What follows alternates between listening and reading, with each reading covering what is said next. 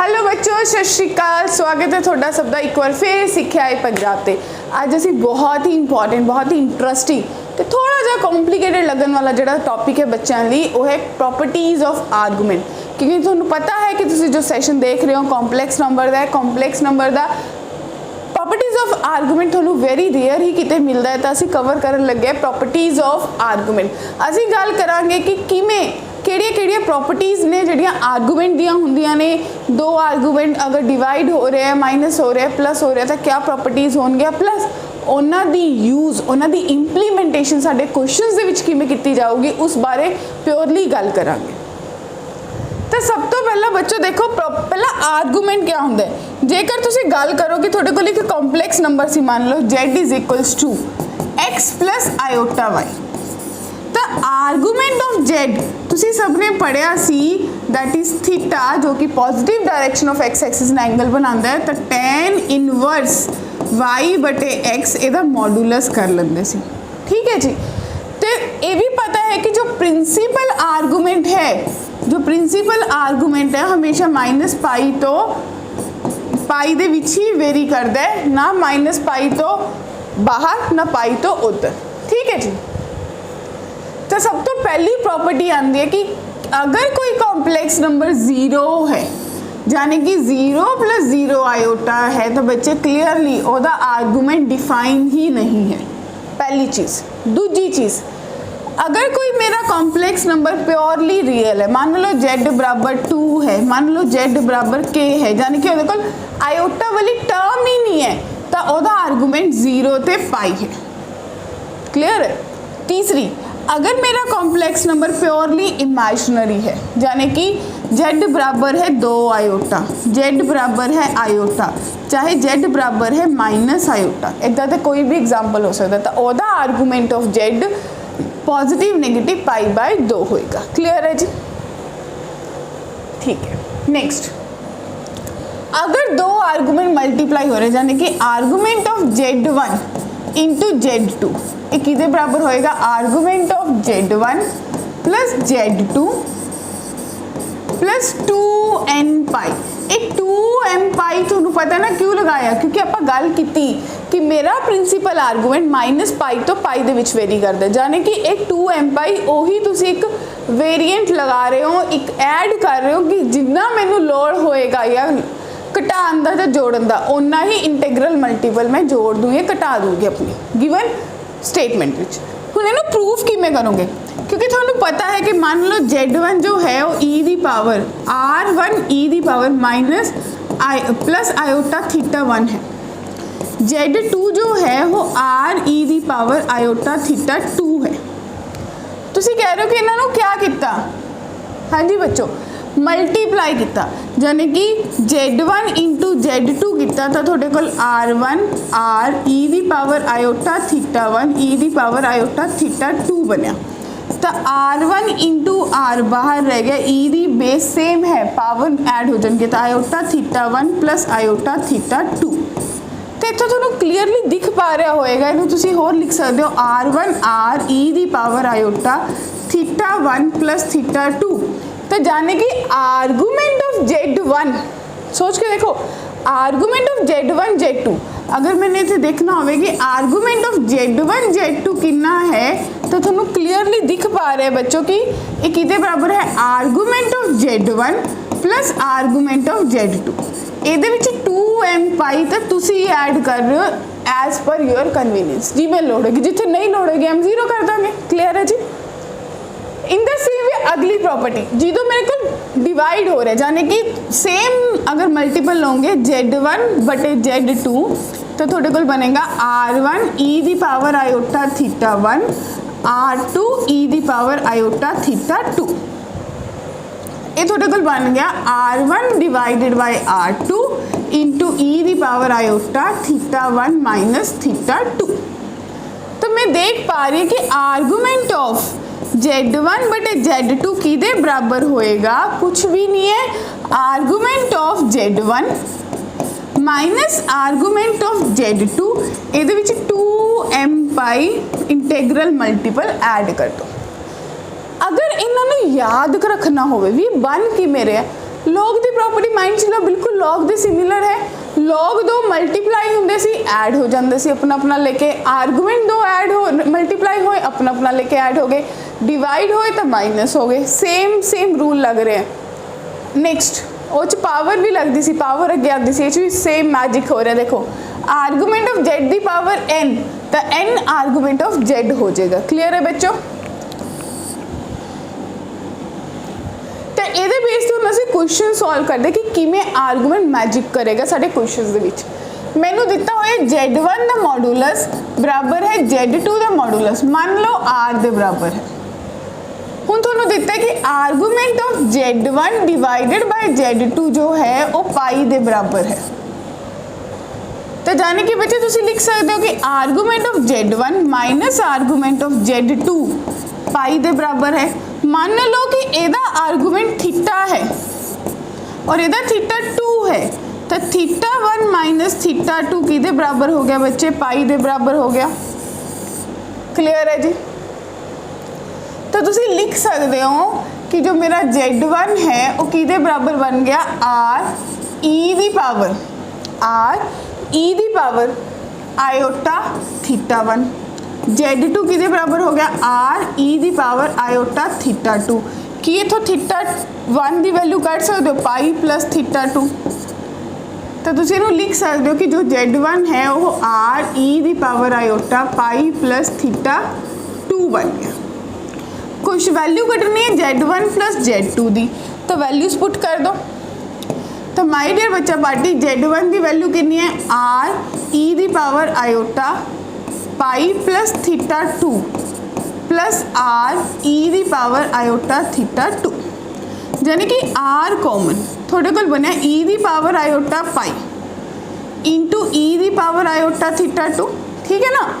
Base है, दो चीज़ा ऐड हो रही हैं, पावर्स अपनी अपनी लेके अलग हो जाएंगे, प्लस ई दी पावर आयोटा थीटा 2। हाँ जी, पिछले लैक्चर च पढ़ के आए सी यूलर्स आइडेंटिटी। असी पढ़िया सी कि ई दी पावर आयोटा पाई जो है वो -1 के बराबर होंगे। असी तो प्रूफ भी किया सी ये यूलर्स आइडेंटिटी होंगी है। तो यूलर आइडेंटिटी का यूज़ करके आर ये हो गया माइनस आयोटा थीटा 2 प्लस ई दी पावर आयोटा थीटा 2। अरे भाई ये तो गया 0, तो इसका आंसर 0 आएगा, यानी कि ऑप्शन सी जो है वो सही आंसर दे रही है। तो देखो प्रॉपर्टीज़ ने मैजिक किया प्लस यूलर फॉर्म ने भी किया, क्योंकि मैं तुहानूं क्लीयरली दस्सिया सी कि कंपीटीटिव लैवल पर अगर असीं लड़ना है पेपर नाल, टाइम बचाना है, कुछ करना है, कुछ करके देखना है, तो ये कुछ कंसैप्ट्स होंगे ने जो सानूं जरूरी है आने। नेक्स्ट क्वेश्चन देखते हैं। नेक्स्ट क्वेश्चन क्या है? Let Z and W with the complex numbers Z bar plus iota omega दी bar is equals to 0। Argument of Z into W is pi, then argument of Z is equals to. तो बच्चे यह जो question करने सब तो पहले इस इक्वेशन को चको। Argument of Z into W जो है वो पाई के बराबर है, यानी कि मैं कह सकती हूँ argument of Z plus argument of W जो है वो पाई के बराबर है। मान लो ਇਹਦਾ वैल्यू थीटा है, तो आर्गूमेंट ऑफ ओमेगा डब्ल्यू या ओमेगा जिमें थोनू समझ आए। ठीक है जी, इतने आप डब्ल्यू ही पाया हुआ है, तो डब्ल्यू किहदे बराबर आएगा? Pi minus theta. इनू सांभ लैने हुण चलते हैं अगले ते। हुण क्वेश्चन ने दिता हुआ Z bar plus iota W the bar equals to 0, Z bar is equals to minus iota W the bar. आई नहीं लग रही बहुत ज़्यादा कॉन्जुगेट ने, पसंद नहीं आ रहा, मज़ा नहीं आ रहा। टेक कॉन्जुगेट, तो जेड कॉन्जुगेट का कॉन्जुगेट माइनस आयोटा का कॉन्जुगेट डब्ल्यू कॉन्जुगेट का कॉन्जुगेट, ये जेड बन गया, आयोटा बन गया, ओमेगा बन गया।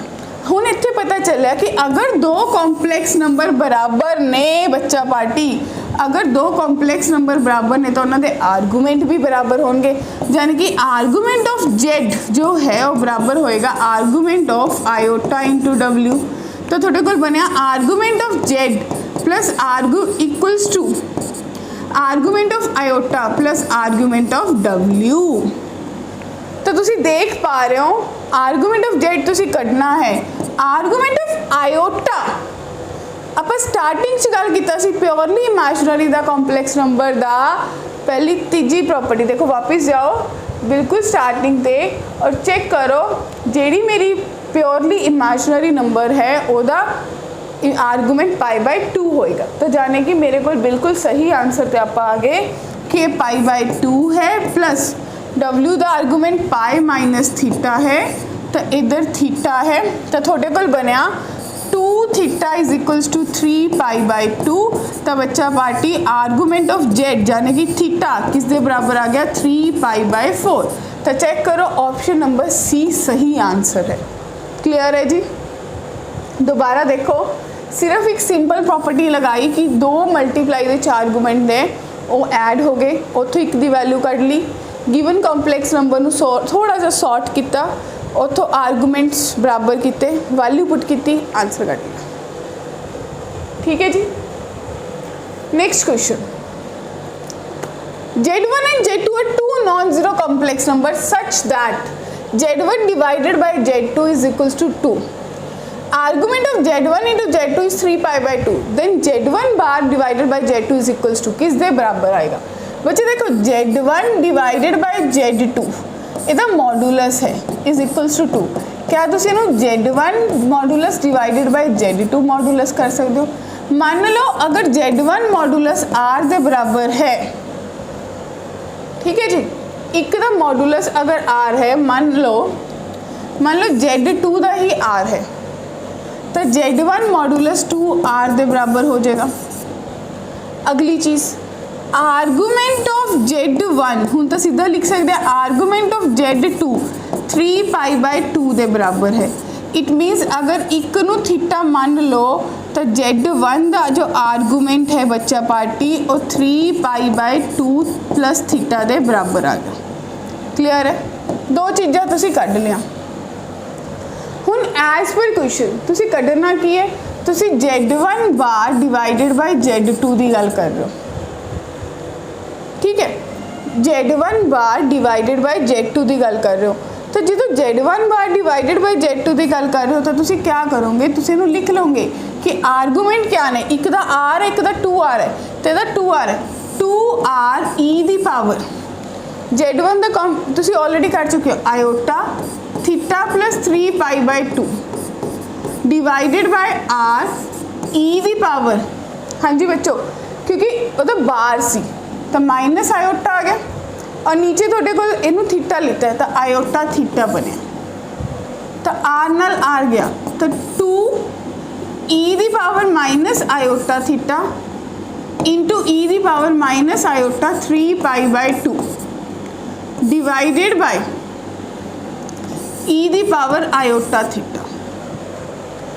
ठीक है यानी कि 2 ई दी पावर अगर तुसी सॉर्ट करोगे तो ये दोनों माइनस है ऊपर जाके भी माइनस हो जाएगा तो minus 2 iota theta minus iota 3 pi by 2 यानी कि 2 ई दी पावर माइनस 2 आयोटा थीटा और ई दी power minus iota 3 pi by 2। उन्हें कि मैं सॉल्व करूँगी की बनूगा तो बच्चों ध्यान नाल देखो ई दी पावर माइनस 2 आयोटा थीटा है और ये थोड़े कोल है ई दी power minus iota 3 pi by 2 जिन्हों तुसी सॉल्व करना है जिन्हों तुसी बनाना है तो की समझ पा रहे हो जिदों कोई एंगल पाई बाय 2 का मल्टीपल हुंदा है किते कुछ आर्गूमेंट 3 पाई बाय प्लस 2 होया Z2 जाके ऐड होया Z1 की वैल्यू आई वह कॉन्जुगेट नेगेटिव ऑफ थीटा बिल्कुल सही है तो ये थोड़े कोल बनया हुण इत्थों तुहानूं पता चलिया कि ये थोनू क्या दे रहा आयोटा तो अल्टीमेटली थोड़े कोल 2 आयोटा है यानी कि कॉम्पलैक्स नंबर आया तो थोड़े कोल आंसर डी आएगा दैट मीन्स 2 आयोटा। ठीक है जी। तो ये असीं कुछ गल कीती अज किस दे बारे प्रॉपर्टीज ऑफ आर्गूमेंट बारे इहदे बेस ते फिर गल करांगे जो मिक्स प्रॉब्लम्स करांगे PYQs करांगे तद तक लिए पढ़ते रहो वीडियोस देखते रहो लाइक शेयर सब्सक्राइब जरूर करो। अगला कंसैप्ट ट्राइंगल इनइक्वालिटी पढ़ांगे अगले session they which. Thank you everyone.